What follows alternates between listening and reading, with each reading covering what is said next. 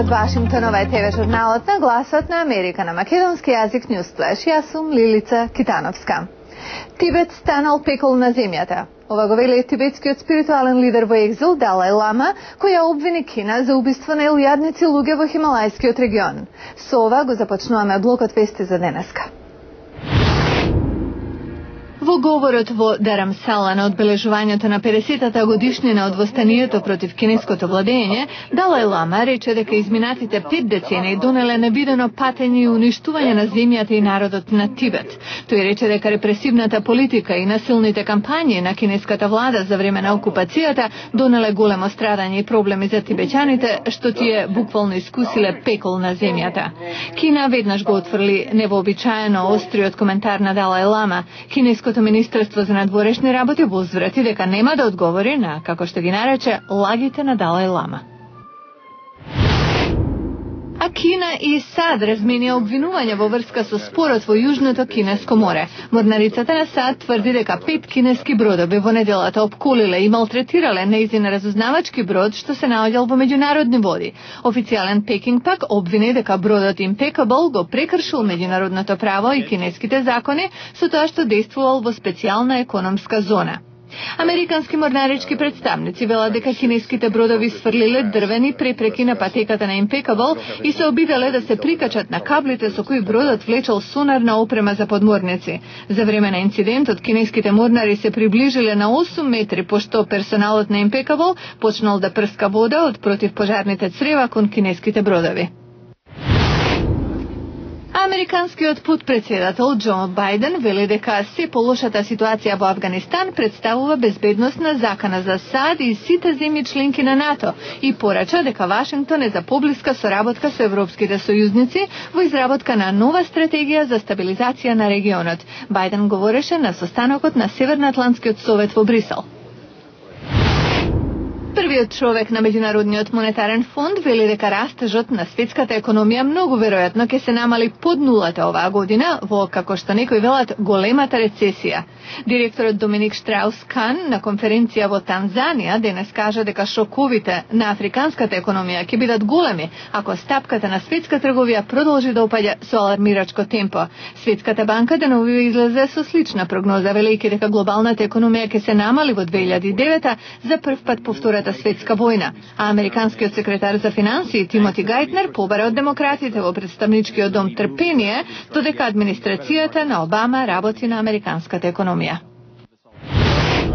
А само пред неколку минути американскиот председател Барак Обама го представи првиот дел од неговиот план за образованието пред група хиспански бизнис лидери. Говорот на Обама во Американската хиспанска стопанска комора ги изнесе првите чекори кон промена на американските училишта. Ова беше првиот поголем говор на председателот, зашто повеќе ќе имаме на нашата интернет страница кој се однесува на образованието откако ја презеде функцијата во јануари. Истражување на американскиот религиозен живот вели дека процентот на христијани во нацијата опаднал со се повеќе луѓе кои велат дека немаат никаква религија. Ова ново истражување најде дека 15% од американците велат дека немаат религија, што е зголемување од 8,2% во 1990-та.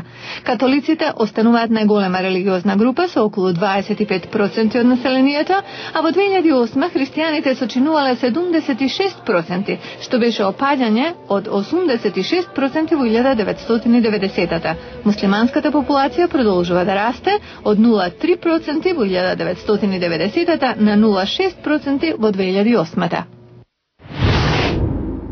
И за крај нов извештај вели дека 1 на 50 американски деца е бездомно. Националниот центар за семејно бездомништво проценува дека 1,5 милион американски деца најмалку еднаш меѓу 2005 и 2006 искусиле бездомништво.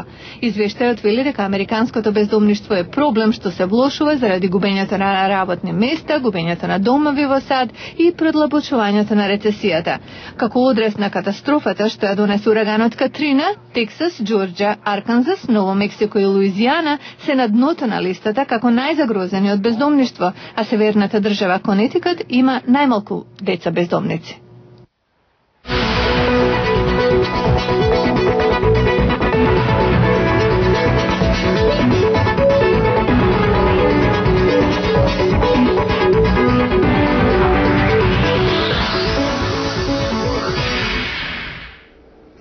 Предавањето визија само едно од дејностите на Генералниот конзулат на Република Македонија во Детройт, Мичиган.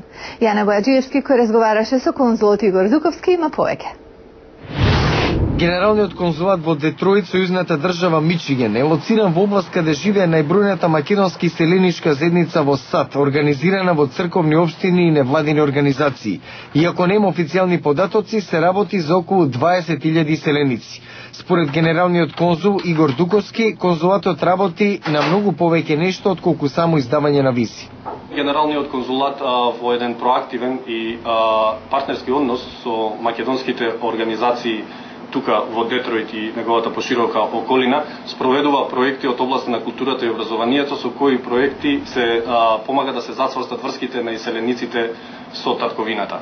И третата, не помалку важна функција на Генералниот конзулат е промоцијата на Република Македонија како исклучително атрактивна дестинација за странски инвеститори.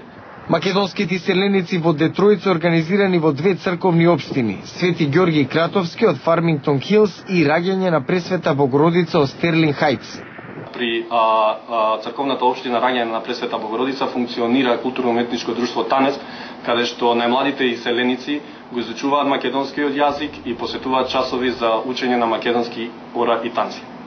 Конзулатот во Детройт посредува во активности за помагање на здравствените центри во Македонија. Дуковски ја издвои соработката со непрофитната организација Светска медицинска помош од Детройт. Во соработката со World Medical Relief и координација со Американско-македонската асоциација од Детройт, овозможена е донација на медицинска опрема и апарати за медицинските центри и јавните здравствени установи во Македонија. Така, во 2007 јавната здравствена организација од Куманово има добиено помош во вредност од $500,000. Во 2008 се случи истото тоа со болниците во Лешок и во Струмица. На почетокот во 2009 исто така $500,000 опрема е донирана за јавната медицинска установа во Штип. Дуковски вели дека соработката ќе продолжи и оваа година. Веќе се договорени нови 8 донации за здравствените центри во Македонија.